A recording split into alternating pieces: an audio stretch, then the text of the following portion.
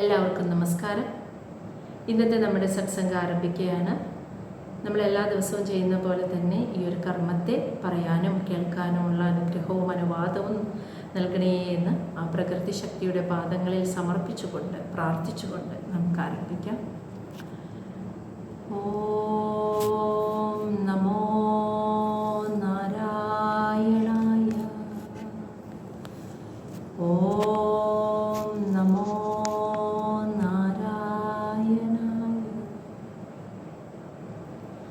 ഓം നമോ നാരായണായ.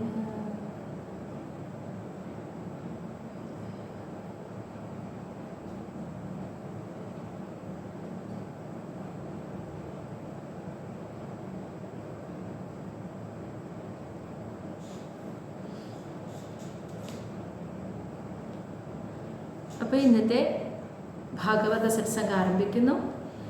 തൃതീയ സ്കന്ധത്തിലെ 12ാമത്തെ അധ്യായമാണ് നമ്മൾ ഇന്ന് തുടങ്ങുന്നത്. സനകാദികളുടെ ജനനം, അതാണ് ഇന്നത്തെ വിഷയം. അപ്പോൾ കഴിഞ്ഞ ദിവസം നമ്മൾ കണ്ടു, മൈത്രേയ മഹർഷി വിദുരർക്ക് ഭഗവാന്റെ ചരിത്രത്തെക്കുറിച്ച് പറഞ്ഞു കൊടുക്കാൻ ആരംഭിച്ചതാണ്. അപ്പോൾ ആദ്യം ബ്രഹ്മാവ് എങ്ങനെയാണ് ആവിർഭവിച്ചത് എന്ന് പറഞ്ഞു കൊടുക്കുന്നു, ബ്രഹ്മാവിൻ്റെ ആവിർഭാവത്തെക്കുറിച്ച്.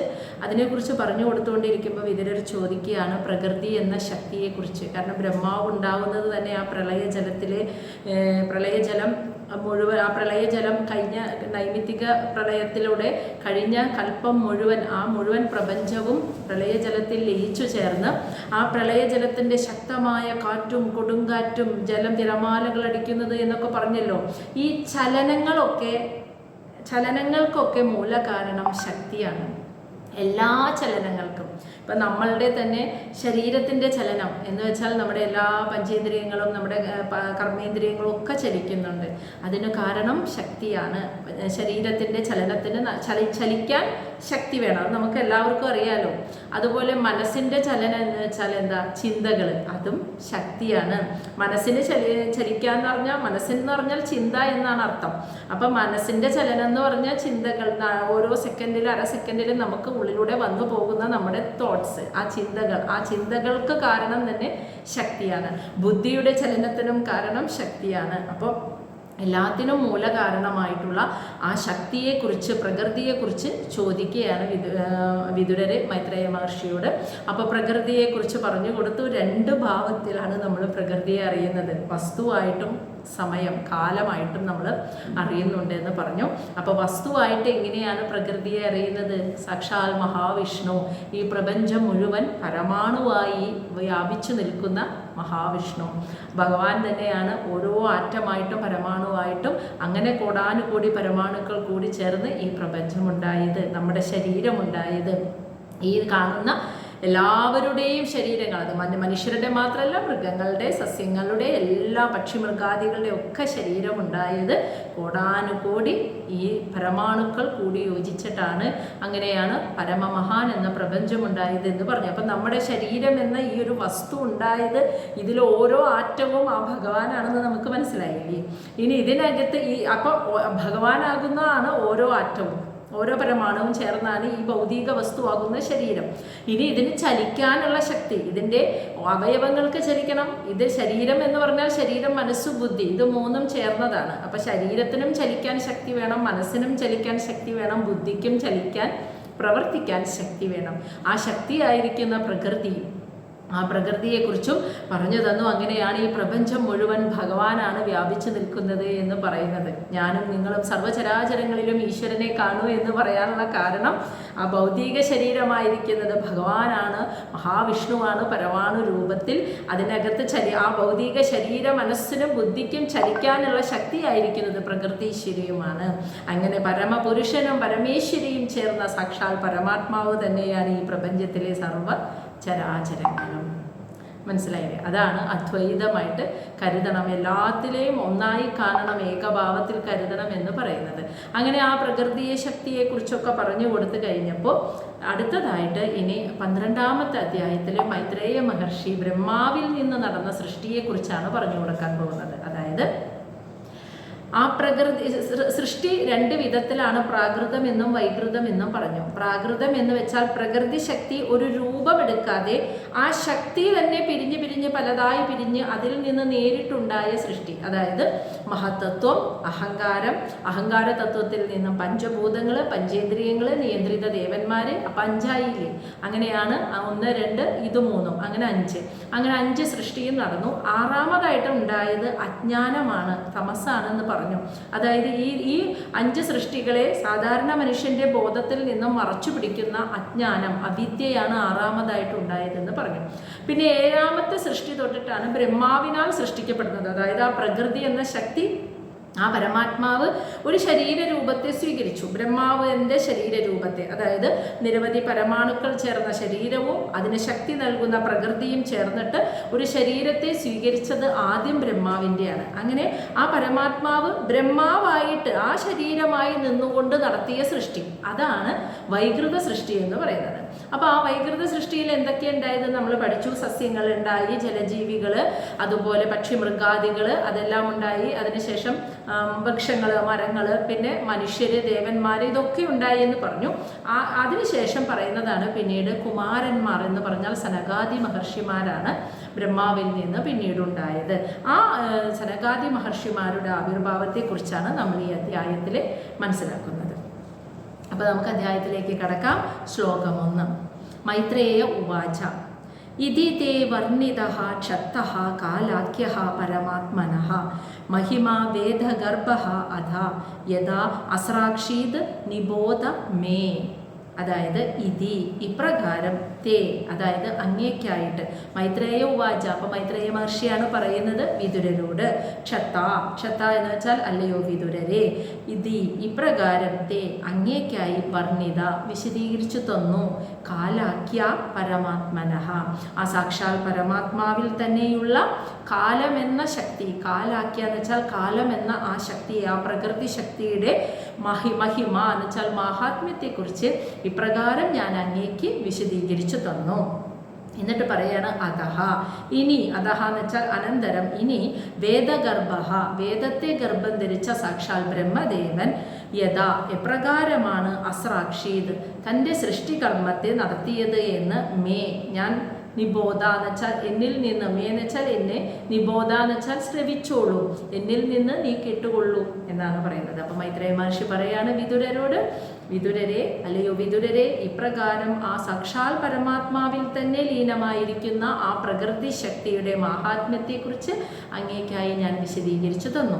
ഇനി അങ്ങ് ആ ബ്രഹ്മദേവനായി നിന്നുകൊണ്ട്, ആ ശരീരത്തിൽ നിന്നുകൊണ്ട് ആ പ്രകൃതി ശക്തി നടത്തിയ സൃഷ്ടിയെക്കുറിച്ച്, ആ പരമാത്മാവ് നടത്തിയ സൃഷ്ടിയെക്കുറിച്ച് ഇനി ഞാൻ പറഞ്ഞു തരാൻ പോകുന്നു, അങ്ങ് ശ്രവിച്ചുകൊള്ളൂ. അതാണ് ശ്ലോകം 1ന്റെ അർത്ഥം. ഇനി ശ്ലോകം 2. സസർജ അഗ്രേ അന്തതാമിശ്രം അധ താമിശ്രം ആദികൃത് മഹാമോഹം ച മോഹം ച തമഃ ച അജ്ഞാന വൃത്തയഃ. സസർജ അഗ്രേ അന്തതാമിശ്രം അധഃ താമിശ്രം ആദികൃത് മഹാമോഹം ച മോഹം ച തമഃ ച അജ്ഞാന വൃത്തയഃ. അതായത് ബ്രഹ്മദേവൻ ആദ്യം സൃഷ്ടിച്ചത് നമുക്കറിയാം, ആ ഒരു അജ്ഞാനം, അന്ധകാരം ഉണ്ടായതിന്, അറിവില്ലായ്മ, അജ്ഞാനം കൊണ്ട് മറയ്ക്കപ്പെട്ടതിന് ശേഷമാണ് ബ്രഹ്മദേവന്റെ സൃഷ്ടി നടക്കുന്നത്. അപ്പോൾ ബ്രഹ്മദേവനിൽ നിന്നും ആദ്യം പുറത്തേക്ക് വന്നത് ഈ തമസ്സാണെന്നാണ് പറയുന്നത്, ഈ അന്ധകാരമാണെന്നാണ് പറയുന്നത്. ആദ്യത്തെ 5 ഉണ്ടല്ലോ, മഹത്തത്വം, അഹങ്കാരം, അതിന് ശേഷം അതിൽ നിന്ന് പിരിഞ്ഞു വന്ന പഞ്ചഭൂത പഞ്ചേന്ദ്രിയ ദേവന്മാർ, ഇതെല്ലാം ഈ 5നെയും സാധാരണക്കാരൻ്റെ മനസ്സിൽ ബോധത്തിൽ നിന്നും മറച്ചു പിടിക്കുന്ന അവിദ്യ അല്ലെങ്കിൽ അജ്ഞാനമാകുന്ന തമസാണ് 6ാമതായിട്ട് ഉണ്ടായത്. അപ്പോൾ ബ്രഹ്മദേവനിൽ നിന്ന് ആദ്യം പുറത്തേക്ക് വന്നത് ഈ അന്ധകാരമാണെന്ന്, അതാണ് ഇവിടെ പറയുന്നത്. സസർജ, സസർജ എന്ന് വെച്ചാൽ സൃഷ്ടിച്ചത്, അഗ്രേ എന്ന് വെച്ചാൽ ഏറ്റവും ആദ്യം ബ്രഹ്മദേവൻ സൃഷ്ടിച്ചത്, തമഃ ച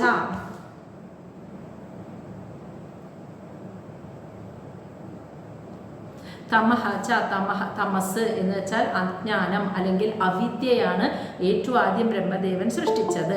ഇനി ആ അവിദ്യയുടെ അജ്ഞാനവൃത്തയ എന്ന് വെച്ചാൽ ആ അജ്ഞാനത്തിൻ്റെ വൃത്തികളാകുന്ന അല്ലെങ്കിൽ ആ അജ്ഞാനത്തിൻ്റെ സ്വഭാവമാകുന്നതായിട്ട് എന്തൊക്കെയാണ് വരുന്നത്, അതാണ് പറയുന്നത്. മോഹം, ആദ്യം പറയുന്നത് മോഹം എന്ന് വെച്ചാൽ എന്താ? വ്യാമോഹം. ഞാൻ സാക്ഷാൽ പരമാത്മാവാണ് ബ്രഹ്മദേവനായി നിൽക്കുന്നത്. ആ ബ്രഹ്മദേവനിൽ നിന്നാണ് സൃഷ്ടികർമ്മം ഇനി നടക്കുന്നത്. അപ്പോൾ ആ ബ്രഹ്മദേവൻ സൃഷ്ടികർമ്മം നടക്കുമ്പോൾ ആദ്യം വന്നത് അജ്ഞാനമാണ്. ആദ്യം സൃഷ്ടിച്ചത് അജ്ഞാനം. ബ്രഹ്മദേവനിൽ നിന്ന് ആദ്യം പുറത്തേക്ക് വന്നത് അജ്ഞാനമാണ്, അവിദ്യ. അതിനുശേഷം ആ അജ്ഞാനത്തിൻ്റെ വൃത്തികളാകുന്ന സ്വഭാവമാകുന്ന മോഹമാണ് അതിനോട് ചേർന്നുണ്ടായത് എന്ന്. മോഹം എന്ന് വെച്ചാൽ എന്താർത്ഥം? വ്യാമോഹം. ഞാൻ ഈ ശരീരരൂപത്തിൽ കാണുന്ന ബ്രഹ്മാവാണല്ലോ ഞാൻ എന്ന മോഹമാണ് അതിനോട് ചേർന്ന്, ആ അവിദ്യയോട് അജ്ഞാനത്തോട് ചേർന്നുണ്ടായി എന്ന്. അതാണ് മോഹം എന്ന് പറയുന്നത്. ഞാൻ ഈ ശരീരമാണ്, ഞാൻ എന്ന വ്യക്തിബോധം, അതാണ് മോഹം എന്ന് പറയുന്നത്. അതിനോട് ചേർന്നുണ്ടായത് ആ അജ്ഞാനവൃത്തയ എന്ന് പറഞ്ഞാൽ അജ്ഞാനത്തോട് ചേർന്നുണ്ടായ അതിൻ്റെ വൃത്തികൾ. ഒന്ന് മോഹം, രണ്ട് മഹാമോഹം. മഹാമോഹം എന്ന് വെച്ചാൽ ഈ ലൗകിക വിഷയങ്ങളോടുള്ള അതിരുകടന്ന ആസക്തി, അതാണ് മഹാമോഹം എന്ന് പറയുന്നത്. പിന്നെ പറയുന്നത് അന്ധതാമിശ്രം. അന്ധതാമിശ്രം എന്ന് വെച്ചാൽ മരണഭയം. അതായത് ഞാൻ ഈ ശരീരമാണെന്ന് ചിന്തിക്കുന്നവനാണല്ലോ ഈ ശരീരം ഒരിക്കൽ നശിക്കും എന്നുള്ളൊരു ഭയം ഉണ്ടാകുന്നത്, അതാണ് മരണഭയം. അപ്പോൾ ആദ്യം മോഹം എന്ന് പറയാൻ കാരണം എന്താ? ഞാൻ ശരീരമാണ് എന്നുള്ള മോഹം ആണ്. അപ്പോൾ ഞാൻ എന്ന് പറയുന്ന ഒരു വ്യക്തിബോധം അജ്ഞാനത്തിൻ്റെ ഫലമായിട്ടുണ്ടായി. അതിനെ തുടർന്ന് ഭൗതികമായ വിഷയങ്ങളോട്, പല കാര്യങ്ങളോടും, കുറേ കാര്യങ്ങളോട് ഇഷ്ടം, കുറേ കാര്യങ്ങളോട് വെറുപ്പ്, അങ്ങനെ ആസക്തികളൊക്കെ ഉണ്ടായി. പിന്നെ അതിനെ തുടർന്ന് അന്ധതാമിശ്രം എന്ന് വെച്ചാൽ ശരീരമാണ് ഞാൻ എന്ന് ചിന്തിക്കുമ്പോൾ ശരീരം എന്തായാലും ഒരു കാലത്ത് നശിക്കും അല്ലേ? അപ്പോൾ ആ ഞാൻ ഇല്ലാണ്ടാവുന്നതിനെ കുറിച്ച് ഓർത്തിട്ടുള്ള ഭയം, അതാണ് മരണഭയം, അതാണ് അന്ധതാമിശ്രം. പിന്നീട് അധഹ താമിശ്രം എന്ന് വെച്ചാൽ, താമിശ്രം എന്ന് വെച്ചാൽ വിചാരിച്ച കാര്യങ്ങൾ, ആഗ്രഹിച്ച കാര്യങ്ങൾ നടക്കാതെ വരുമ്പോഴുണ്ടാകുന്ന കോപം, ദേഷ്യം. അതായത് നമ്മളെ എതിർത്ത് സംസാരിക്കുമ്പോൾ പെട്ടെന്ന് ദേഷ്യം വരിക, നമ്മൾ ആഗ്രഹിച്ച പോലെ കാര്യങ്ങൾ നടക്കാതെ വരുമ്പോൾ ദേഷ്യം വരിക, മോഹഭംഗം സംഭവിക്കുമ്പോൾ വരുന്ന ദേഷ്യം, അതാണ് താമിശ്രം. ഇവയെല്ലാം ആദികൃത്, ഇവയെല്ലാം തന്നെയാണ് അജ്ഞാനത്തോട് ചേർന്ന് അജ്ഞാനവൃത്തയ, അതിൻ്റെ വൃത്തികളായിട്ട്, അതിൻ്റെ സ്വഭാവമായിട്ട് ഇവയെല്ലാം സൃഷ്ടിക്കപ്പെട്ടു. അപ്പോൾ അജ്ഞാനമുണ്ടായി, ശരീരമാണ് ഞാനെന്നുള്ള മോഹമുണ്ടായി. തുടർന്ന് ഈ ശരീരമാണ് ഞാനെന്ന് ചിന്തിക്കുമ്പോൾ, നമ്മളെല്ലാവരും ചിന്തിക്കുമ്പോൾ നമുക്ക് ചുറ്റും കാണുന്ന പലതിനോടും ഇഷ്ടമുണ്ട്, ഇഷ്ടമില്ലായിരിക്കും വരും അല്ലേ? അതായത് ഓരോന്നിനെയും പരമാത്മാവായിട്ടല്ല, ഞാൻ തന്നെ എന്നെ ഈ ശരീരമായി കരുതുമ്പോൾ നമ്മൾ ഓരോന്ന് വിഷയങ്ങൾ, ചുറ്റും കാണുന്ന വസ്തുക്കളുടെ ആ ശരീരത്തെ മാത്രമേ കാണുന്നുള്ളൂ. അതിനുള്ളിലിരിക്കുന്ന ഭഗവാനെ ഏകഭാവത്തിൽ അവിടെ കാണുന്നില്ല. അപ്പോൾ പലതായി കാണുമ്പോൾ എന്ത് സംഭവിക്കും? ഇഷ്ടവും ഉണ്ടാവും, ഇഷ്ടമില്ലായിരിക്കും വരും. അപ്പോൾ ഭൗതിക വിഷയങ്ങളോട് ആസക്തി വന്നു. പിന്നെ ആഗ്രഹിച്ച കാര്യങ്ങൾ നടക്കാതെ വരുമ്പോൾ കോപമുണ്ടാകുന്നു, പിന്നെ മരണഭയം ഉണ്ടാകുന്നു. ഇങ്ങനെയുള്ള അജ്ഞാന വൃത്തികളാണ് ബ്രഹ്മദേവനിൽ നിന്നും ആദിയിൽ ഏറ്റവും ആദ്യം സൃഷ്ടിക്കപ്പെട്ടത്. മനസ്സിലായില്ലേ? അപ്പോൾ എന്താണ് സംഭവിക്കുന്നത് വെച്ചാൽ ബ്രഹ്മദേവനിൽ നിന്നും സൃഷ്ടിക്കപ്പെടുക എന്ന് പറഞ്ഞാൽ അതിൻ്റെ അർത്ഥം ഇതിങ്ങനെ സൃഷ്ടിക്കാന്നല്ല അതുകൊണ്ട് ഉദ്ദേശിക്കുന്നത്. അതിൻ്റെ അർത്ഥം എന്താണെന്ന് വെച്ചാൽ ഈ ആദ്യത്തെ 5 ഉണ്ടായതിനു ശേഷം ബ്രഹ്മദേവൻ ബ്രഹ്മദേവൻ ഉണ്ടാകുന്നതോടുകൂടി ഒരു അജ്ഞാനം, ആദ്യത്തെ 5 എങ്ങനെയാണ് ഉണ്ടായത് എന്നുള്ളതിനെ ഒന്നും മറച്ചു എന്ന്, ബ്രഹ്മദേവന്റെ മനസ്സിൽ തന്നെ അതിനെ ഒന്നും മറച്ചു. ആ അജ്ഞാനം എന്ന അവിദ്യ എന്ന അന്ധകാരത്തെ കൊടുത്തുകൊണ്ട് ബ്രഹ്മദേവന്റെ മനസ്സിൽ നിന്ന് തന്നെ ആ മറ വന്നു. അപ്പൊ ബ്രഹ്മദേവനിൽ നിന്ന് ബ്രഹ്മദേവൻ സ്വയം അനുഭവിച്ചുകൊണ്ട് തന്നെയാണ് ഇതെല്ലാം പുറത്തേക്ക് വരുന്നത്. ബ്രഹ്മദേവൻ ഇത് സൃഷ്ടിക്കുന്നത് ബ്രഹ്മദേവൻ തന്നെ സ്വയം അനുഭവിച്ചുകൊണ്ടാണ് ഇതിനെയൊക്കെ സൃഷ്ടിക്കുന്നത്. അങ്ങനെയാണ് അത് സൃഷ്ടിക്കപ്പെടുന്നത്. ഈ ബ്രഹ്മാവ് എന്ന് പറയുന്നത് സാക്ഷാൽ പരമാത്മാവ്. ആ പരമാത്മാവ് എടുത്ത് ആദ്യ ശരീരരൂപമാകുന്ന ബ്രഹ്മദേവന്റെ രൂപത്തിൽ തമസ്, അവിദ്യ ഉണ്ടായപ്പോൾ അവിദ്യയുടെ ഫലമായിട്ടുള്ള മോഹം, ദേഷ്യം, വ്യാമോഹങ്ങള്, ആസക്തികള്, മരണഭയം നമ്മളിതിന് മുന്നേ കണ്ടു.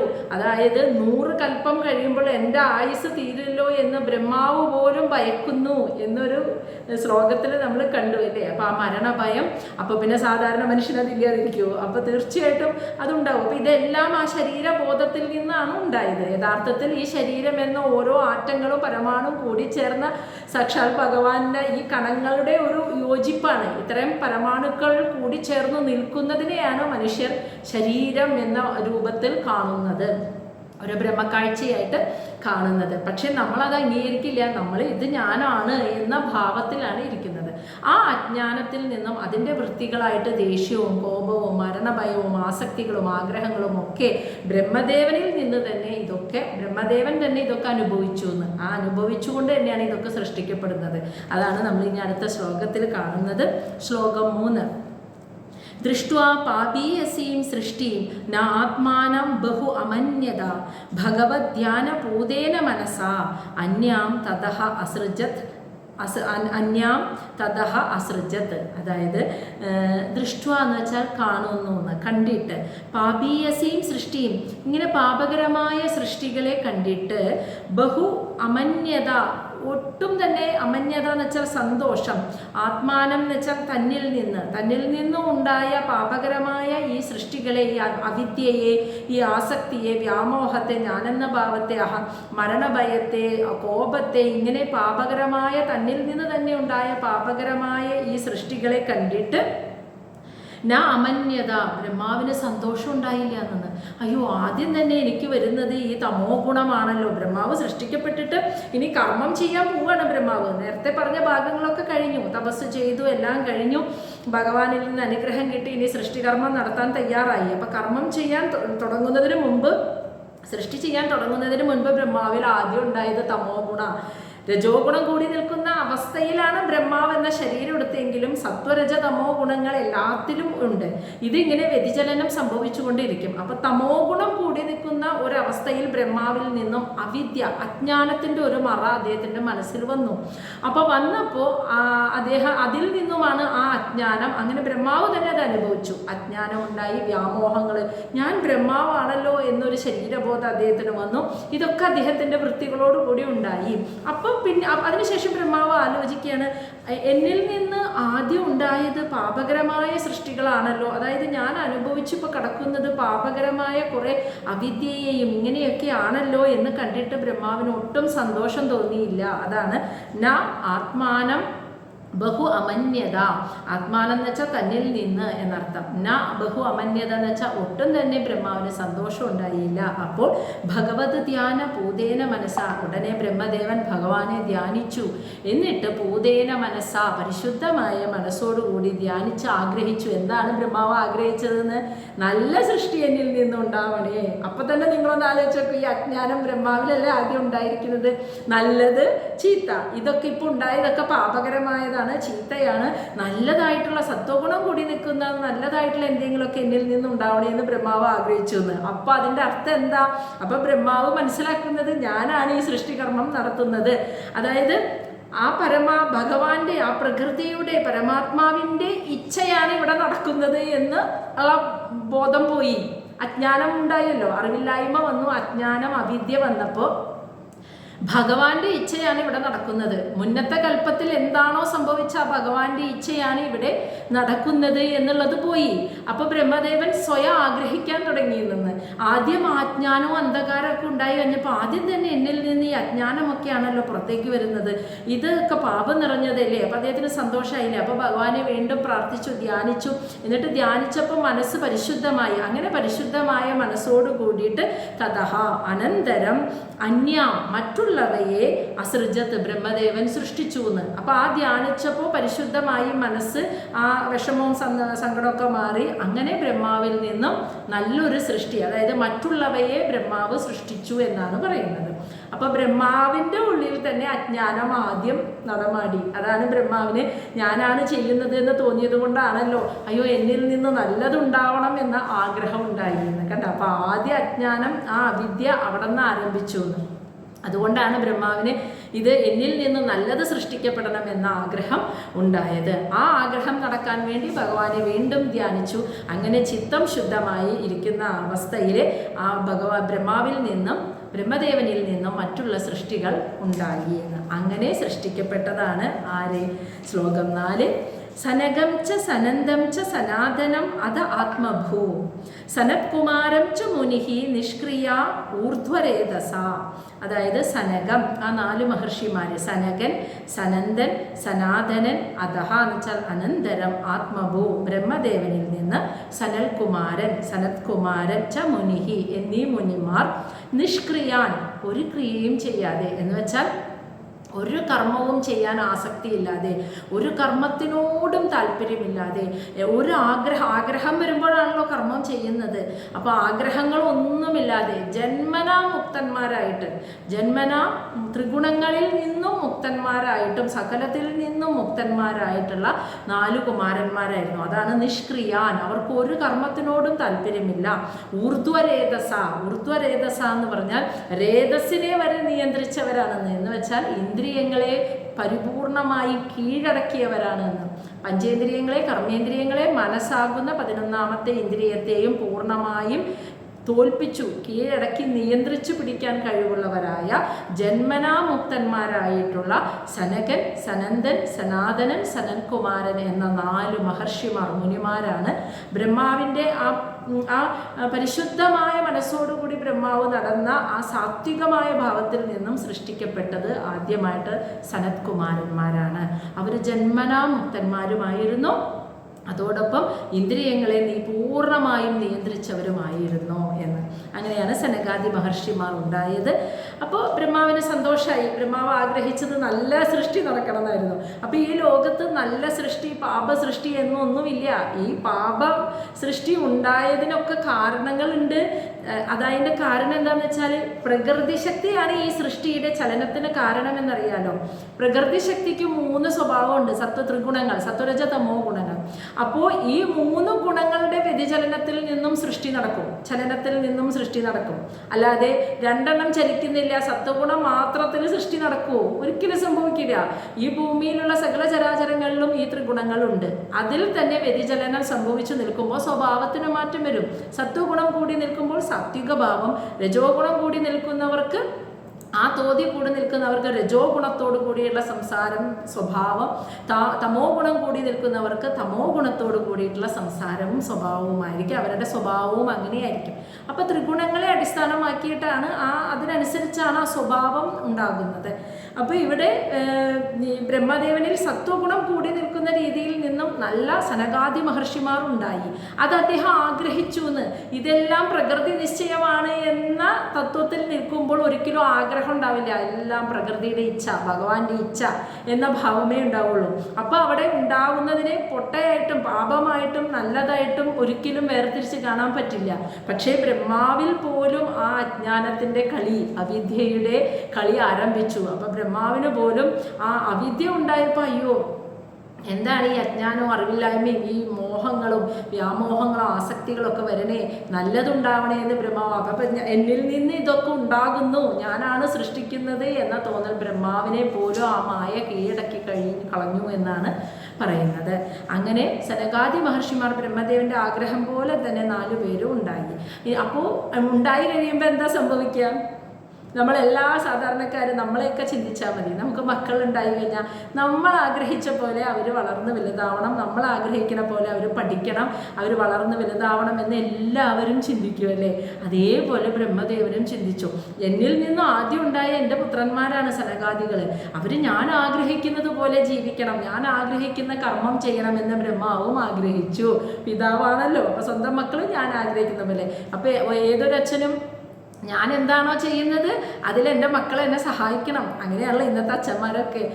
ആൺമക്കൾ ഉണ്ടാകുമ്പോൾ സ്വന്തം ബിസിനസ്സിൽ അവരെയും കൂടി ചേർക്കണം, അവരെ ബിസിനസ് കൊണ്ട് നടക്കണം. ഇതൊക്കെയാണ് എല്ലാവരുടെയും ആഗ്രഹം. ഈ നമ്മൾ കൊണ്ടുനടക്കുന്ന തൊഴിൽ എന്താണോ അതിനെ മക്കളെ ഏൽപ്പിച്ചു കൊടുക്കുക, മക്കൾ അത് ഭംഗിയായി കൊണ്ടുപോകണം എന്നൊക്കെയാണ് ആഗ്രഹിക്കുന്നത് അച്ഛന്മാർ.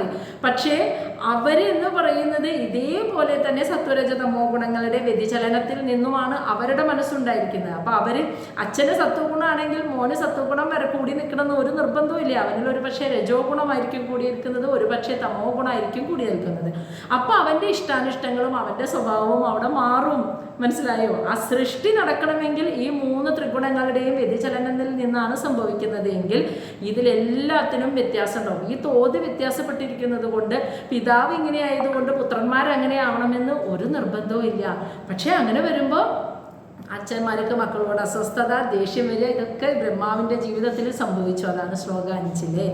താൻ ബഭാഷേ സ്വബുഹു പുത്രാൻ പ്രജാ സൃജത പുത്രഗഹ തത് ന ഐച്ചാൻ മോക്ഷധർമ്മണ വാസുദേവ പരായണ.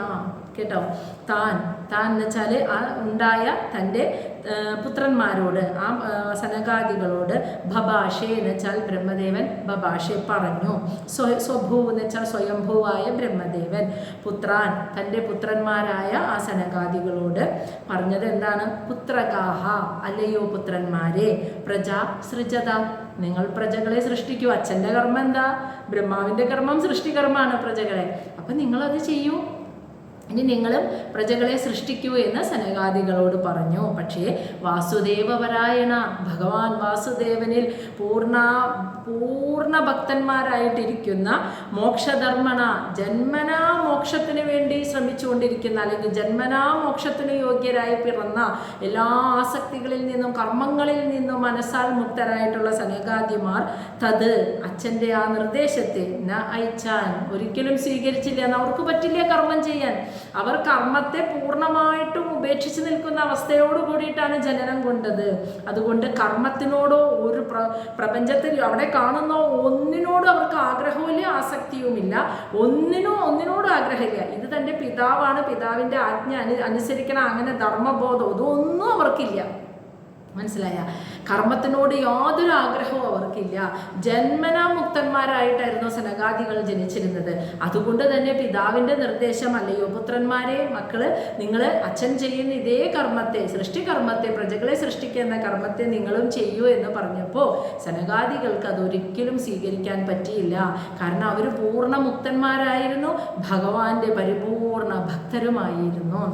അപ്പം എന്താ സ്വാഭാവികമായിട്ട് സംഭവിക്കുക? സാധാരണ രീതിയിൽ ഒരച്ഛൻ, അപ്പം ഇപ്പം തന്നെ മനസ്സിലായല്ലോ, ആ 6-ാമതുണ്ടായ അജ്ഞാനം ബ്രഹ്മദേവനിൽ തൊട്ട് തന്നെ പ്രവർത്തിച്ചു തുടങ്ങി എന്ന്, ആ അജ്ഞാനം. അപ്പോൾ സ്വാഭാവികമായും അച്ഛൻ്റെ വാക്ക് മക്കൾ നിഷേധിച്ചാൽ അച്ഛന് ദേഷ്യം വരും. അതാണ് ശ്ലോകം 6 പറയുന്നത്. സഹ അവധ്യാദഃ സുദൈഹ ഏവം പ്രത്യാഖ്യാത അനുശാസനേ ക്രോധം ദുർവിഷഹം ജാതം നിയന്തു ഉപചക്രമേ. അതായത് സഹ, ആ ബ്രഹ്മാവ്, അവധ്യാത, അവഗണിക്കപ്പെട്ടു. അവധ്യാത എന്ന് വെച്ചാൽ അവഗണിക്കപ്പെടുക. സുദൈഹ, സ്വന്തം പുത്രന്മാരാൽ, ഏവം എന്ന് വെച്ചാൽ ഇപ്രകാരം, പ്രത്യാഖ്യാത അനുശാസനെ, അതായത് പിതാവിൻ്റെ ആ ആജ്ഞയെ, പ്രത്യാഖ്യാത അനുശാസനെ എന്ന് വെച്ചാൽ അനുസരണക്കേട് കാണിക്കുക. അപ്പൊ പിതാവിൻ്റെ ആജ്ഞയെ അനുസരിക്കാതെ ഇരിക്കുന്ന സ്വന്തം മക്കളാൽ ഇങ്ങനെ അവഗണിക്കപ്പെട്ട ആ ബ്രഹ്മദേവനെ ക്രോധം, ദുർവിഷഹം, സഹിക്കാൻ കഴിയാത്ത കോപം, ജാതഹ എന്ന് വെച്ചാൽ ഉണ്ടായി, നിയന്തും ഉപചക്രമേ, ആ കോപത്തെ നിയന്ത്രിക്കാൻ അദ്ദേഹം വളരെയധികം പണിപ്പെട്ടു എന്നത്. അപ്പം മക്കള് ആദ്യമായിട്ടുണ്ടായതാ, അവരെക്കുറിച്ചൊരു മോഹം ഉണ്ടായിരുന്നു, തന്നെ പോലെ തന്നെ സൃഷ്ടികർമ്മം ചെയ്യുമെന്ന്, പറഞ്ഞത് കേൾക്കുമെന്നും. പക്ഷേ അപ്പം അവിടെ ബ്രഹ്മാവ് മനസ്സിലാക്കുന്നില്ല. കണ്ടോ, താൻ രജോഗുണം കൂടി നിൽക്കുന്ന അവസ്ഥയിലാണ്. അതുകൊണ്ടാണ് തനിക്ക് സൃഷ്ടികർമ്മം ചെയ്യാൻ തോന്നുന്നത്. അതുകൊണ്ടാണ് ഭഗവാനോട്, ഭഗവാനെ എൻ്റെ മനസ്സിൽ കർമ്മം ചെയ്യണമെന്ന് ആഗ്രഹമുണ്ട്, പക്ഷെ എങ്ങനെ ചെയ്യാൻ പറ്റും എന്നറിയില്ല എന്ന് ഭഗവാനോട് അന്ന് പറഞ്ഞിരുന്നല്ലോ. അതിന് കാരണം ബ്രഹ്മദേവൻ ആ ത്രിഗുണങ്ങളിൽ രജോഗുണം കൂടി നിൽക്കുന്ന അവസ്ഥയിൽ പരമാത്മാവ് എടുത്ത ആദ്യത്തെ രൂപമാണ് ബ്രഹ്മദേവന്റെ ശരീരം.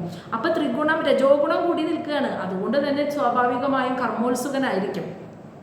അതുകൊണ്ടാണ് ഭഗവാനോടും എന്ത് ചെയ്യണം, എപ്രകാരം സൃഷ്ടി ചെയ്യണം എന്ന് എനിക്കറിയില്ല എന്നൊക്കെ പറഞ്ഞത്. അത് ചെയ്യാനുള്ള ആഗ്രഹമുണ്ട്, അത് രജോഗുണം കൂടി നിൽക്കുന്നത് കൊണ്ടാണ്. പക്ഷേ തന്നിൽ നിന്നുണ്ടായ മക്കളും അതുപോലെ രജോഗുണം കൂടി നിൽക്കണവരെന്ന് ആവണമെന്നില്ല. കണ്ടോ, ഇവർ ഈ സനകാദികളെ സംബന്ധിച്ചിടത്തോളം സത്വരജ തമോ ഗുണങ്ങളുടെ വ്യതിചലനത്തിൽ നിന്നുമാണ് ഇവരുണ്ടായതെങ്കിൽ പോലും ഇവർ ജന്മനാ ഈ ത്രിഗുണങ്ങളിൽ നിന്നും മുക്തരാണ്. ത്രിഗുണങ്ങളിൽ പെടുമ്പോഴാണ് സത്വഗുണം കൂടി നിൽക്കുന്നവരാണെങ്കിൽ സാത്വികമായ സ്വഭാവം, സാത്വികമായ കാര്യങ്ങളോട് ഇഷ്ടാനിഷ്ടങ്ങൾ, രജോ ഗുണം കൂടി നിൽക്കുന്നവർക്ക് അതുപോലെ തന്നെ തമോ ഗുണം കൂടി നിൽക്കുന്നവർക്ക് അങ്ങനെ വരിക. പക്ഷെ സനകാദികൾ ജന്മനാ ഈ ത്രിഗുണങ്ങളിൽ നിന്നും മുക്തരാ. ഇവർക്ക് ഭൂമിയിൽ ശരീരം എടുക്കണമെങ്കിൽ ത്രിഗുണങ്ങൾ ഉണ്ടാവണം. പക്ഷേ ത്രിഗുണങ്ങളിൽ നിന്നും പൂർണ്ണമായ മുക്തമായ മനസ്സോടുകൂടിയാണ് ഇവർ ജനിച്ചത്. അതുകൊണ്ട് ഓരോ സാത്വിക ഭാവമാണെങ്കിലും രജോ ഗുണമാണെങ്കിലും തമോ ഗുണമാണെങ്കിലും അതിൻ്റെ ഓരോ എഫക്റ്റും അവരുടെ മനസ്സിലില്ല. കാരണം അവർ പൂർണ്ണമായി അതിൽ നിന്നും മുക്തന്മാരായിട്ടിരിക്കുന്നവരാണ്. അതുകൊണ്ട് തന്നെ അവർക്ക് കർമ്മം ചെയ്യാൻ പറ്റില്ല. അപ്പോൾ ബ്രഹ്മാവ് പോലും അവിടെ മനസ്സിലാക്കുന്നില്ല, തന്നിൽ നിന്ന് ജന്മം കൊണ്ടവരാണെങ്കിലും അവർ ഭഗവാന്റെ ഇച്ഛയോടുകൂടി എന്തോ ഒരു ഇച്ഛ നടപ്പാക്കാനാണ് അവർ ജനിച്ചിരിക്കുന്നത് എന്ന് മനസ്സിലാക്കാതെ ഒരച്ഛൻ എന്ന എന്ന ഭാവം ബ്രഹ്മാവിലും ഉണ്ടായി. അപ്പോൾ മക്കൾ താൻ പറഞ്ഞത് കേൾക്കാതെ അനുസരണക്കേട് കാണിച്ച് മക്കളാൽ അവഗണിക്കപ്പെട്ട ബ്രഹ്മദേവന് കോപം വന്നു. അത് നിയന്ത്രിക്കാൻ അദ്ദേഹം വളരെയധികം ബുദ്ധിമുട്ടി. ഇനി ശ്ലോകം 7. അപ്പോൾ അജ്ഞാനം അവിടെ നിന്ന് തുടങ്ങിയത് ബ്രഹ്മാവിൽ നിന്ന് തന്നെ. ആദ്യം ബ്രഹ്മാവ് തന്നെയാണ് ആ വിദ്യയെ ആദ്യം എക്സ്പീരിയൻസ് ചെയ്ത് കടക്കുന്നത്, കണ്ടോ. പിന്നീട് ബ്രഹ്മാവിന് തന്നെ അത് മനസ്സിലാവുകയും ചെയ്യും. ശ്ലോകം 7.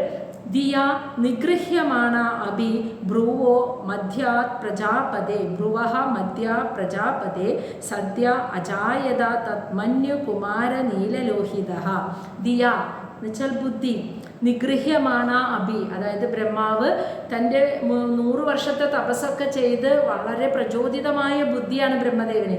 ആ ബുദ്ധിയാൽ, അതാണ് ദിയ എന്ന് പറയുന്നത്, തപസ്, ആ പ്രചോദിതമായ ബുദ്ധിയാൽ ബ്രഹ്മാവ് വർദ്ധിച്ചു വരുന്ന ആ കോപത്തെ നിഗൃഹ്യമാണ് അഭി എന്ന് വെച്ചാൽ പരമാവധി നിയന്ത്രിച്ചു പിടിച്ചു എങ്കിലും, അഭി എന്ന് വെച്ചാൽ അങ്ങനെ നിയന്ത്രിച്ചു എങ്കിലും, അപ്പോൾ ആ ബുദ്ധി പ്രചോദിതമായ ബുദ്ധിയുള്ളത് കൊണ്ട് തന്നെ ബ്രഹ്മാവിന് ആ കോപത്തെ നിയന്ത്രിക്കാൻ പറ്റി എങ്കിൽ പോലും അദ്ദേഹത്തിൻ്റെ ബ്രഹ്മദേവൻ്റെ ബ്രുവഹ മധ്യാത്ത്, ആ 2 പുരികക്കൊടികളുടെയും മധ്യത്തിൽ നിന്നും അദ്ദേഹത്തിൻ്റെ ഉള്ളിലുണ്ടായ ആ കോപം ഉണ്ടല്ലോ, ആ കോപം തന്നെ ഒരു ശരീരരൂപമെടുത്ത് പുറത്തേക്ക് വന്നു. സത്യഹ വളരെ പെട്ടെന്ന് തന്നെ, അജായത സൃഷ്ടിക്കപ്പെട്ടു, തത്മന്യു അതായത് തൻ്റെ ഉള്ളിലുള്ള മനസ്സിലുണ്ടായ ആ കോപം മുഴുവനും ഒരു ശരീരരൂപമെടുത്ത്, അതാണ് തത്മന്യു.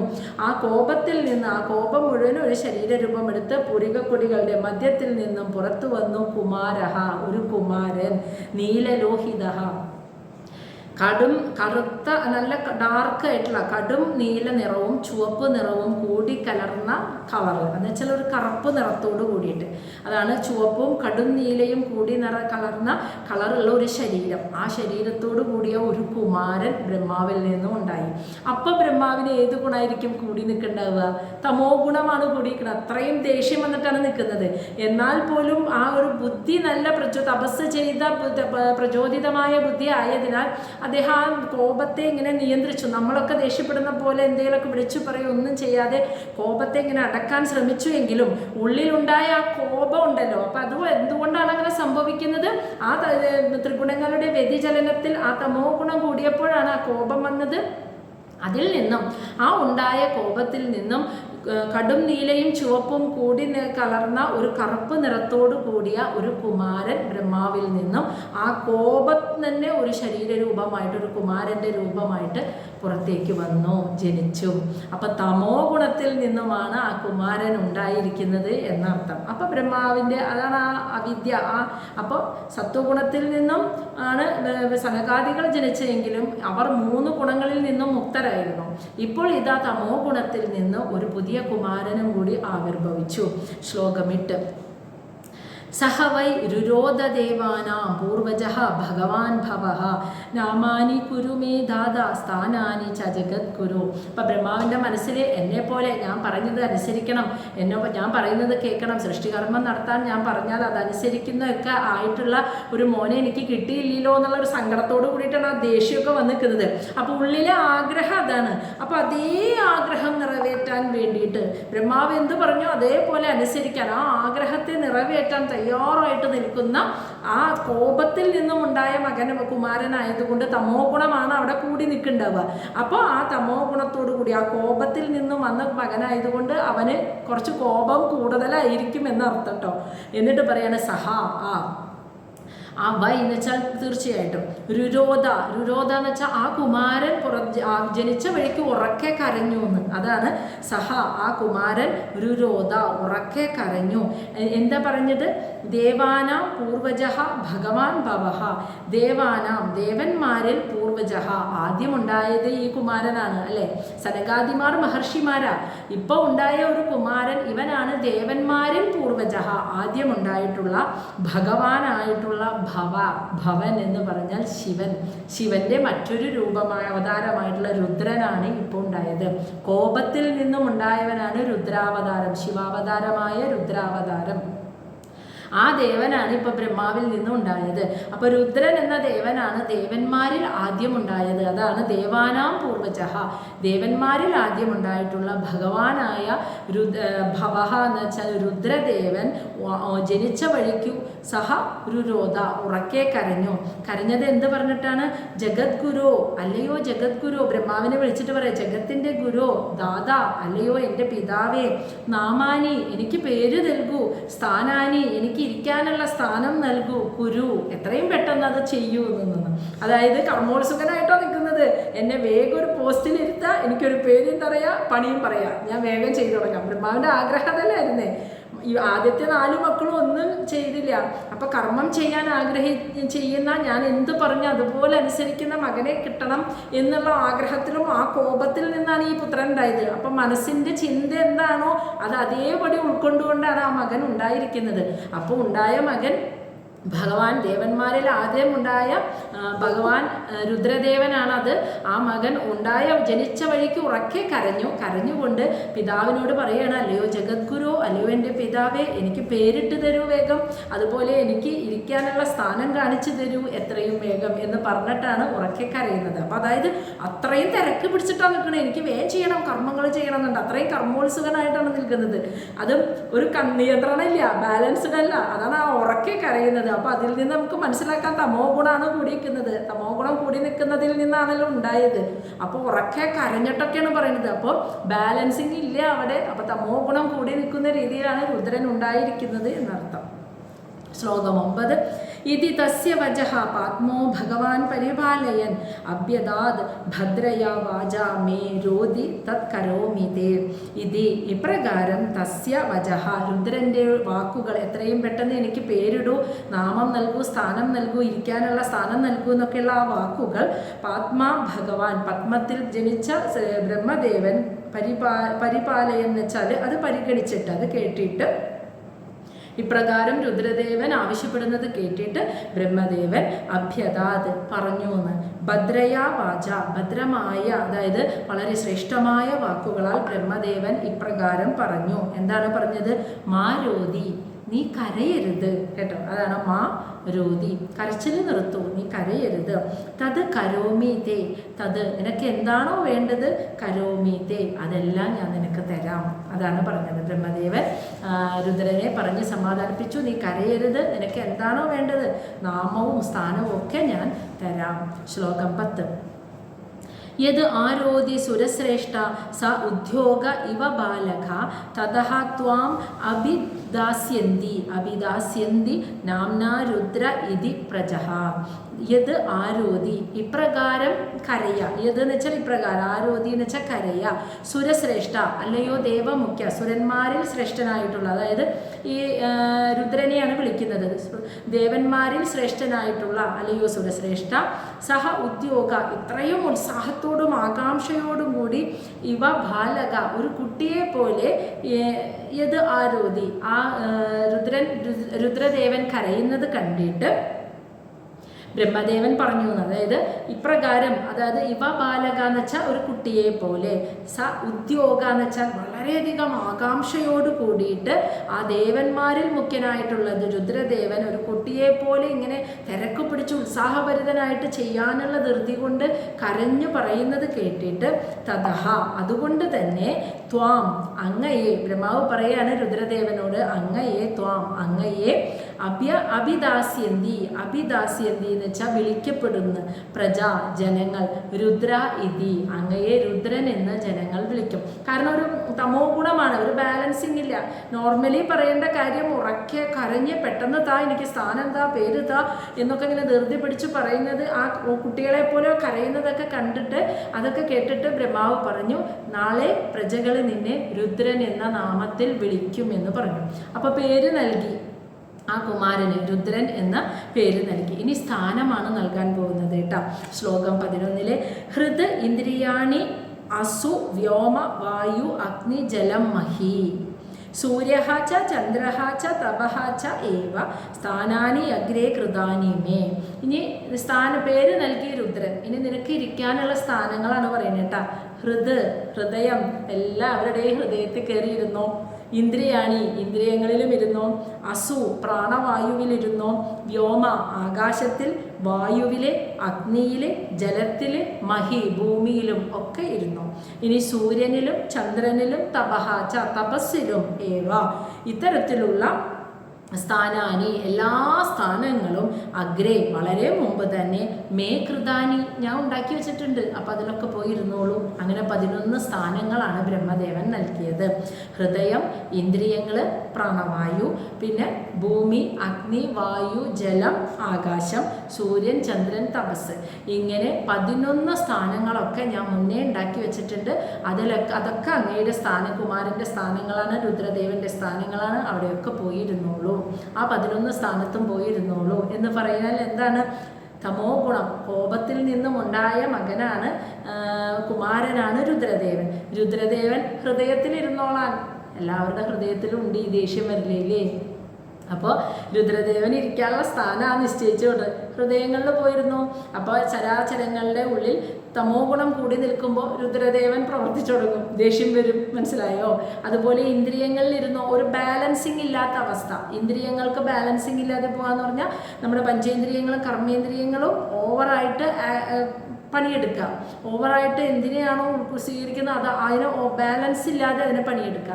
ഇനി പ്രാണവായു എന്ന് പറഞ്ഞാൽ നമ്മുടെ ശ്വസനം, പ്രാണവായു ഉള്ളിലേക്ക് വലിക്കുന്നതും പുറത്തേക്ക് വിടുന്നതും ഒരു ബാലൻസ് അല്ലാതെ, ശരിയായ രീതിയിലല്ലാതെ അത് നടക്കുക. ആകാശത്തിലും തമോ ഗുണമുണ്ട്. ആകാശം കാർമേഘങ്ങൾ മൂടി ഇടിവിട്ട് ശക്തമായ ശബ്ദങ്ങൾ, ആകാശത്തു നിന്ന് മുഴക്കങ്ങൾ വരിക. ഇനി ഭൂമി എന്താ പറയുക, ഭൂമി കുലുക്കം വരിക. ഭൂമിയുടെ തമോ ഗുണമാണ്. ജലത്തിന് പ്രളയ സ്വഭാവം കാണിക്കുക. അപ്പോൾ അതുപോലെ അഗ്നി കാട്ടുതീയായി മാറുക. അങ്ങനെ എല്ലാത്തിനും ഉണ്ട് തമോ ഗുണം. കാറ്റ് നോർമലി വീശുന്നതിൽ നിന്ന് വിട്ട് ചുഴലിക്കാറ്റും കൊടുങ്കാറ്റായിട്ട് വീശുക. അതുപോലെ സൂര്യൻ്റെ തമോ ഗുണഭാവമാണ് അത്യുഗ്രമായ ചൂട് കൊടുക്കുക എന്നുള്ളത്. അതുപോലെ ചന്ദ്രദേവൻ അത്യുഗ്രമായ തണുപ്പും കൊടുക്കുന്നു. ഇനി തപഹാച്ച എന്ന് വെച്ചാൽ തപസ്സിലും തമോ ഗുണം ഉണ്ടെന്ന് പറയുന്നത് എന്തുകൊണ്ടാണ്? തപസ് അത് ഉഗ്ര തപസ്സായിട്ട് മാറുക. അതായത് ഒരു ബാലൻസിങ് ഇല്ലാത്ത രീതിയിൽ തപസ് എന്ന കർമ്മത്തെ അനുഷ്ഠിക്കുക. അതാണ് തമോ ഗുണം കൂടി നിൽക്കുക എന്ന് പറയുന്നത്. അപ്പോൾ ഈ 3 കാര്യം, ഈ 11 സ്ഥാനങ്ങളും നിനക്കുള്ളതാണ്. അവിടെയൊക്കെ ഈ ബാലൻസിങ് ഇല്ലാത്ത അവസ്ഥ വരും. അപ്പൊ അത് അവിടെ നീയാണ് അത് വരുത്താനുള്ള കാരണം ഈ രുദ്രദേവനാണെന്ന് മനസ്സിലായില്ലേ? രുദ്രദേവൻ തന്നെ ആ തമോ ഗുണത്തോടുകൂടി ബാലൻസ് ഇല്ലാതെ നിൽക്കുന്നത് കൊണ്ട് ഈ സ്ഥാനങ്ങളിലൊക്കെ പോയിരുന്നോളൂ. ഇതിലൊക്കെ രുദ്രദേവന്റെ കർമ്മങ്ങളാൽ ബാലൻസ് ഇല്ലായിക, തമോ ഗുണം കൂടി നിൽക്കുന്നത് കൊണ്ട് ആ ബാലൻസ് ഇല്ലായിക വരും. ഇവയെല്ലാം കൊടുങ്കാറ്റായിട്ടും, അതായത് കാറ്റിലും ഭൂമിക്കും പഞ്ചഭൂതങ്ങളിലും ഒക്കെയിലും ഉണ്ട് ഈ ത്രിഗുണങ്ങളിൽ നിന്ന്. സാത്വിക ഭാവത്തോടു കൂടി ഇവ പെരുമാറും, രജോ ഗുണത്തോടും കൂടിയും തമോ ഗുണത്തോടു കൂടി ഇവയെല്ലാം പെരുമാറും. അപ്പൊ തമോ ഗുണത്തോടു കൂടി പെരുമാറാനുള്ള കാരണം രുദ്രദേവൻ ആ സ്ഥാനങ്ങളിൽ ഇരിക്കുന്നുണ്ട്. അപ്പൊ പിതാവ് കുമാരന് രുദ്രൻ എന്ന പേരും നൽകി, 11 സ്ഥാനങ്ങളും നൽകി. ഇനി ശ്ലോകം 12. ഈ സ്ഥാനങ്ങളിൽ 11 സ്ഥാനങ്ങളിലും ഇരിക്കുമ്പോൾ രുദ്രദേവന്റെ പേര് രുദ്രൻ എന്നായിരിക്കില്ല. യഥാർത്ഥത്തിൽ ഇത് രുദ്രദേവനാണ്. പക്ഷേ ഈ 11 സ്ഥാനങ്ങളിൽ ഇരിക്കുമ്പോൾ നീ 11 പേരിൽ അറിയപ്പെടും എന്ന് പറഞ്ഞിട്ട് ആ 11 പേര് പറഞ്ഞു കൊടുക്കുകയാണ് ശ്ലോകം 12. മന്യുഹു മനുഹു മഹിനസഹ മഹാൻ ശിവ ഋതധ്വജ ഉഗ്രരേത ഭവ കാല വാമദേവോ ധൃതവ്രത. ഈ 11 സ്ഥാനങ്ങളിൽ ഇരിക്കുന്ന, ഹൃദയത്തിലിരിക്കുമ്പോൾ ഒരു പേര്, ഇന്ദ്രിയങ്ങളിലിരിക്കുമ്പോൾ ഒരു പേര്, അങ്ങനെ രുദ്രദേവൻ ഈ 11 സ്ഥാനങ്ങളിൽ ഇരിക്കുമ്പോൾ 11 പേരിലാണ് അറിയപ്പെടുക. ആ 11 പേരുകളാണ് മനു, മന്യു, മനു, മഹിനാസൻ, മഹാൻ, ശിവൻ, ഋതധ്വജൻ, ഉഗ്രരേതസ്, ഭവൻ, കാലൻ, വാമദേവൻ, ധൃതവ്രതൻ. അങ്ങനെ 11 സ്ഥാനങ്ങളിലും 11 പേരിൽ അറിയപ്പെടുമെന്ന് പറഞ്ഞു. ഇനി ഈ 11 സ്ഥാനങ്ങളിലും ഇരിക്കുന്ന നിനക്ക് 11 പത്നിമാരെ കൂടി തരാം എന്ന് പറഞ്ഞിട്ട് ഭഗവാൻ ബ്രഹ്മദേവൻ 11 പത്നിമാരെ കൂടി, ഭാര്യമാരെ കൂടി കൊടുക്കുകയാണ്. അപ്പോൾ രുദ്രദേവൻ എന്നാണ് പേരെങ്കിലും 11 സ്ഥാനങ്ങളിൽ ഇരിക്കുമ്പോൾ വ്യത്യസ്ത 11 പേരിൽ അറിയപ്പെടും. ഈ 11 സ്ഥാനങ്ങളിൽ ഇരിക്കുന്ന രുദ്രദേവന് 11 പത്നിമാരെയും, ഓരോരുത്തർക്കും ഓരോ പത്നിമാരെ വെച്ച് 11 പത്നിമാരെയും കൊടുത്തു. അവരുടെ പേരാണ് ശ്ലോകം 13 പറയുന്നത്. ദീഹി, വൃത്തിഹി, ഉശന, ഉമ, നിയുത്, സർപ്പി, ഇള. പേരൊന്നുകൂടി പറയാമോ എന്നല്ലേ? 11 പേര്. മന്യു, മനു, മഹിനസൻ, മഹാൻ, ശിവൻ, ഋതധ്വജൻ, ഉഗ്രരേതസ്, ഭവാൻ, കാലൻ, വാമദേവൻ, ധൃതവ്രതൻ. മന്യു, മനു, മഹിനാസൻ, മഹാൻ, ശിവൻ, ഋതധ്വജൻ, ഉഗ്രരേതസ്, ഭവൻ, കാലൻ, വാമദേവൻ, ധൃതവ്രതൻ. ഇനി ഈ 11 പേരുടെയും പത്നിമാര് ദീഹി, വൃത്തിഹി, ഉശന, ഉമ, നിയുത്ത്, സർപ്പി, ഇള, അംബിക, ഇരാവതി, സുധ, ദീക്ഷ. രുദ്രാണ്യ, രുദ്ര, തേ സ്ത്രീയ. അതായത് ദീഹി, ഈ 11 പേരുടെയും ഭാര്യമാര് ദീ, അവരുടെ പേരാണ് ദീ, വൃത്തി, ഉശന, ഉമ, നിയുത്ത്, സർപ്പി, ഇള, അംബിക, ഇരാവതി, സുധ, ദീക്ഷ. ഇങ്ങനെ രുദ്രാണ്യോ, രുദ്രാണ്യ എന്ന് വെച്ചാൽ രുദ്രാണിമാർ, രുദ്രഹ അല്ലയോ രുദ്ര, ഇവിടെ ബ്രഹ്മാവ് വിളിക്കുകയാണ് അല്ലയോ രുദ്രദേവ. ഇപ്രകാരം സ്ത്രീയഹ, തേ സ്ത്രീയഹ, നിനക്കായി ഭാര്യമാരായിട്ട് 11 രുദ്രാണിമാരെയും ഞാൻ ഇതാ നൽകുന്നു. അപ്പം പേര് കൊടുത്തു, ഇരിക്കാനുള്ള 11 സ്ഥാനം കൊടുത്തു.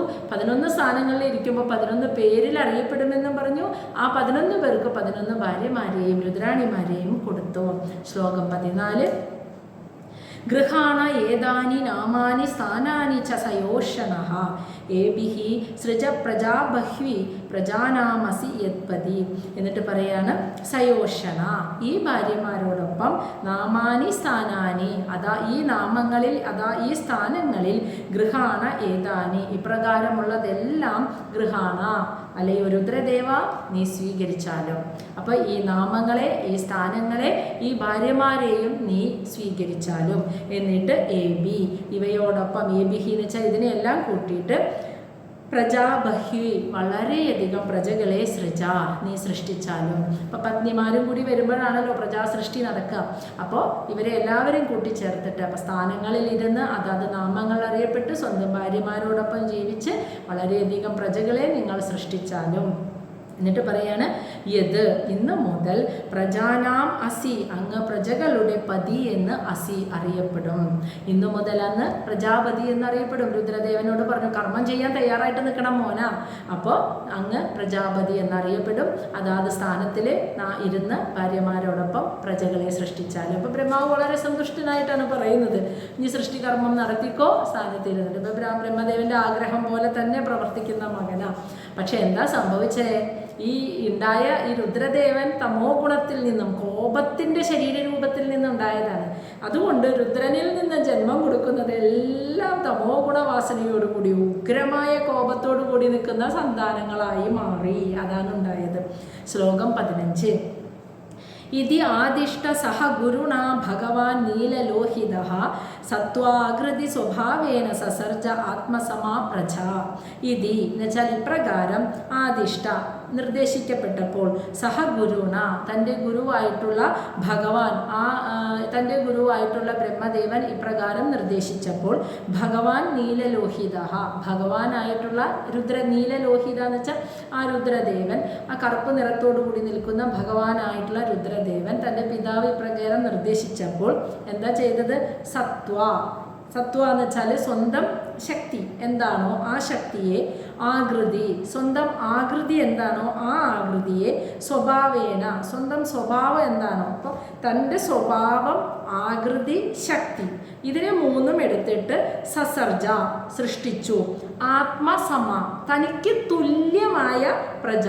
കേട്ടോ, തനിക്ക് തുല്യമായ സമമായിട്ടുള്ള തൻ്റെ സ്വഭാവം എന്താണോ, തൻ്റെ ശരീരത്തിൻ്റെ ആകൃതി എന്താണോ, തൻ്റെ ശക്തി എന്താണോ അത് അതേപോലെ തന്നെ കൊടുത്തുകൊണ്ട് തനിക്ക് സമമായിട്ടുള്ള പ്രജകളെ അങ്ങനെ സൃഷ്ടിച്ചു എന്ന് ഈ രുദ്രദേവൻ. അപ്പം എന്തായിരിക്കും അവസ്ഥ എന്നറിയാലോ. രുദ്രദേവൻ്റെ മനസ്സിൽ രുദ്രദേവൻ്റെ പോലെ തന്നെ ശക്തിയുള്ള, അതേ രൂപമുള്ള, അതേ സ്വഭാവമുള്ള മക്കളുണ്ടാവണമെന്ന് ആഗ്രഹിച്ചിട്ടാണ് പ്രജകളെ സൃഷ്ടിച്ചത്. അപ്പം അതേപോലെ തന്നെ ഉണ്ടായി. ശ്ലോകം 16.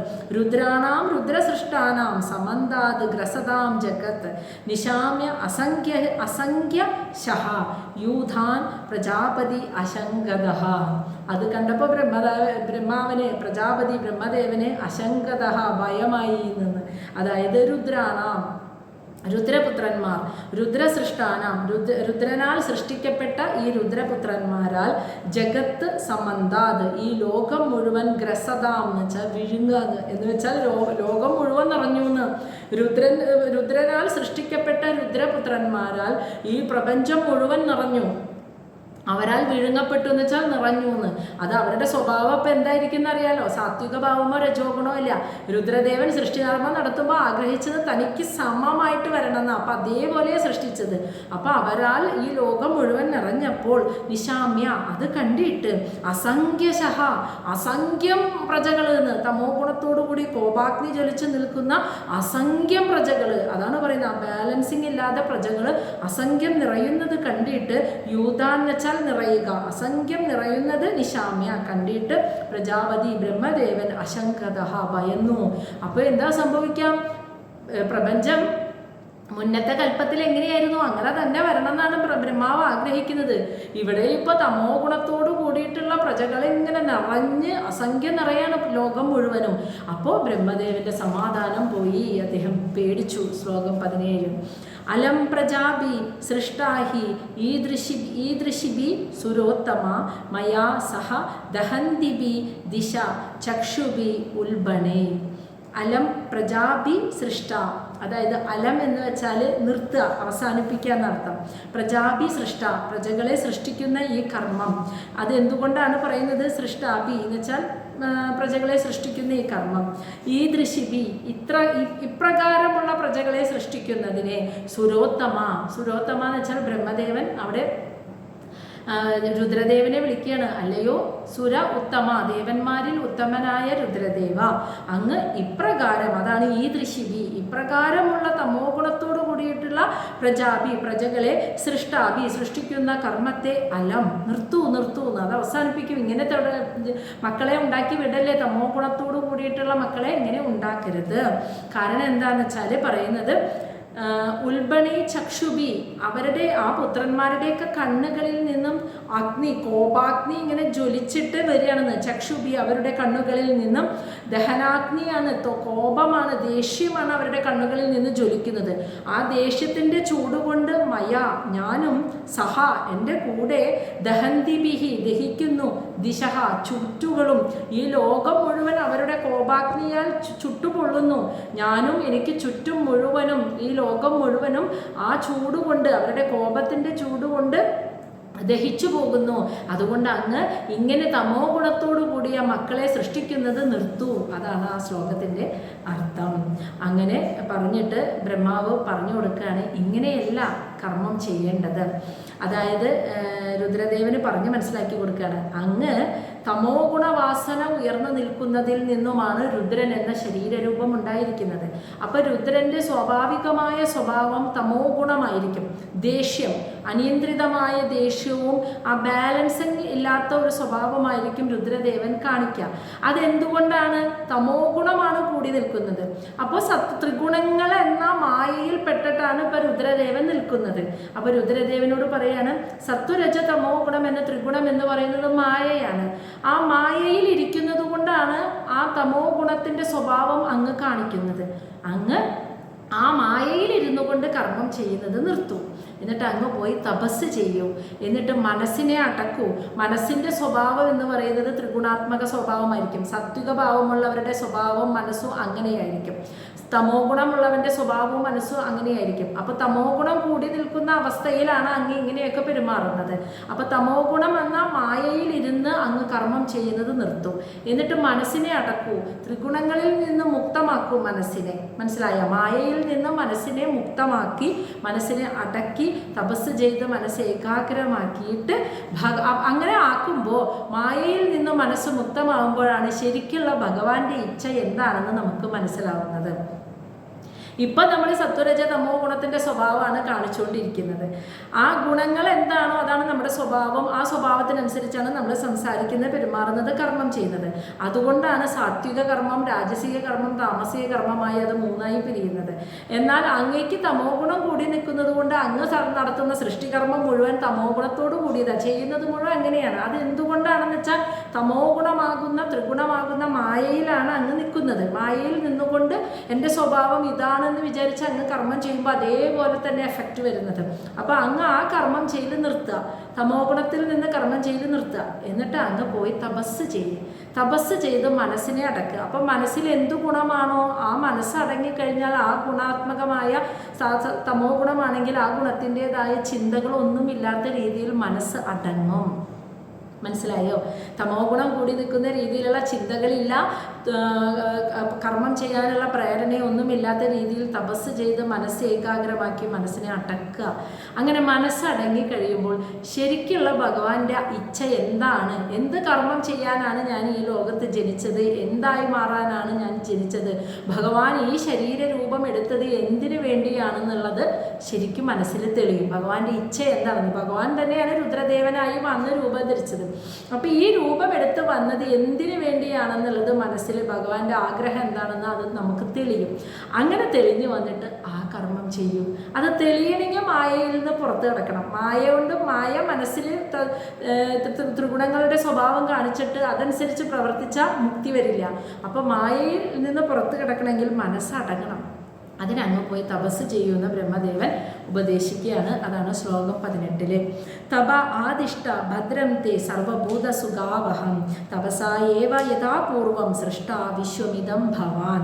അതായത് സർവഭൂത സുഖാവഹം സർവഭൂതം സകല ചരാചരങ്ങൾക്കും സുഖത്തെ നൽകുന്ന സുഖാവഹം സമാധാനവും സ്വാസ്ഥ്യവും നൽകുന്ന തപ ആദിഷ്ട തപസ് ചെയ്യുക അങ്ങ്.